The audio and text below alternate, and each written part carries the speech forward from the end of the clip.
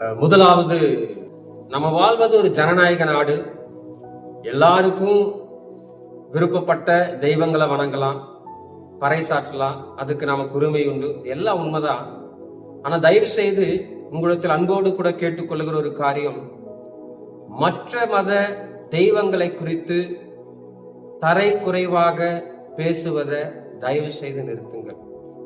பிசாசு என்று சொல்லுவது, சாத்தான் என்று சொல்லுவது, பேய் என்று சொல்லுவது, இப்படிப்பட்ட வார்த்தைகளை பயன்படுத்துவதை தயவு செய்து நிறுத்துங்க. ஏன் இதை நான் சொல்லுகிறேன் என்று சொன்னால், ஆண்டவர் அப்படி சொல்லி சொல்லவில்லை.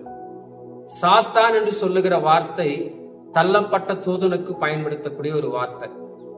பழைய ஏற்பாட்டு நாட்கள்ல பாருங்க, எத்தனையோ பாகாலுடைய தெய்வங்களுடைய பெயர்கள் வேதத்துல சொல்லப்பட்டிருக்கிறது.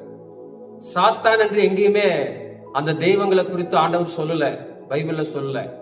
ஆனா இன்றைக்கு கிறிஸ்தவர்களா இருக்கிற நீங்களும் நானும் நிறைய நேரம் மற்ற மத தெய்வங்களை இப்படிப்பட்ட வார்த்தைகளாக தரை குறைவாய் சொல்லுவதனாலே அநேக நண்பர்களுடைய இருதயம் வேதனைப்படுகிறது, பிரிவினைகள் ஏற்படுகிறது, தேவையில்லாத பிரச்சனைகள் உருவாகிறது. ஆகவே வேதத்துல அத்தனை பாகால் தெய்வங்களுக்கும் பெயர்கள் சொல்லப்பட்டு இருக்கிறது. ஆகவே நீங்களும் உங்களுக்கு விருப்பப்பட்டால் அந்த தெய்வங்களுடைய பெயர்களை சொல்லுங்க, தவறு இல்லை.